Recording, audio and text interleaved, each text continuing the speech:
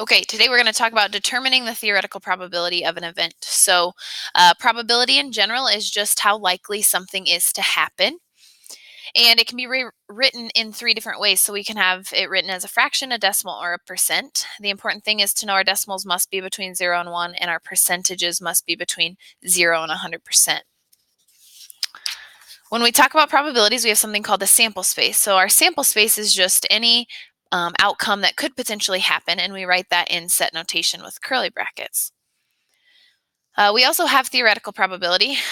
So this is assuming that every single one of our outcomes is equally likely, and then we write a ratio of favorable outcomes compared to total outcomes. And we'll get to a couple examples in a minute. But first of all, I want to list our potential outcomes or our sample space. So we have a number cube or a dice, and it's numbered 1 to 6. We need to list the outcomes for an even number being rolled. So an even number on our dice would be 2, 4, or 6. And that's our sample space. And we write that sample space in curly brackets. Okay, how about a number greater than 4? Well, on that dice, we only have 5 and 6 that are greater than 4. So that would be our sample space, or our total outcomes. Okay, now we'll look at that theoretical probability. Say we have some marbles in a bag. We have 4 green, 3 blue, and then 3 red.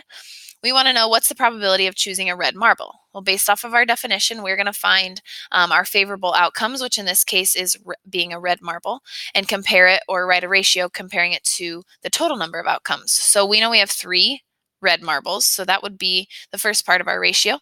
And then our total number would be 4 plus 3 plus 3. So we have a total of 10 marbles. And I wrote it as a fraction, 3 over 10. Now, probability can be written with this capital P, so that P stands for probability of a red marble. In probabilities, we also have what we call a complement. So a complement is the set of all the outcomes that are not in a particular event. For example, what's the probability of choosing a marble that is not green? So we want anything else other than a green marble. So in our example above, it could be blue or red. We still make it a proportion, or excuse me, a ratio or a fraction. So not green, we would take our 3 blue and our 3 red and add them together. Our total number is still 10, so that becomes 6/10, which simplifies to be 3/5.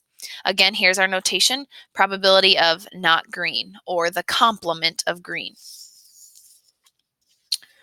We're going to look at a couple other examples to help us understand what it means to be the complement. So if we're flipping a coin, you might ask yourself, what's the complement of flipping a heads? Well, that's anything other than a head, which is a tail on a coin.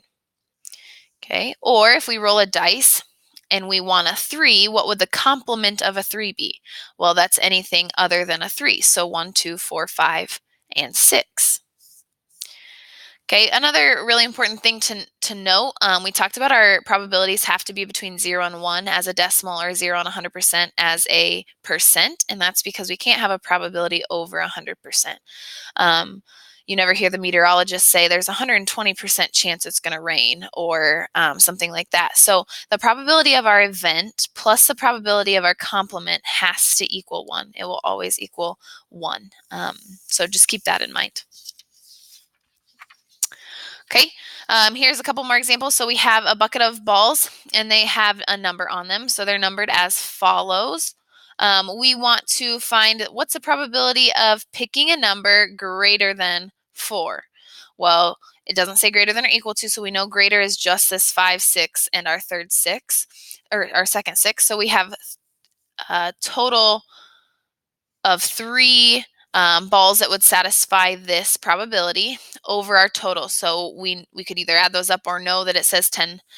We have 10 balls in the bucket, so our probability here would be 3/10. Okay, is the probability higher for choosing a 1 out of our bucket? Well, there's 2 ones, still 10 total balls, so it would be 2 over 10, which is 1/5. So no, our probability of choosing a 1 is not greater than choosing a ball with a number greater than 4 on it. And one more thing, the complement of a 6. So what is the probability of picking the complement of 6? Well, remember, complement means anything other than that number right there.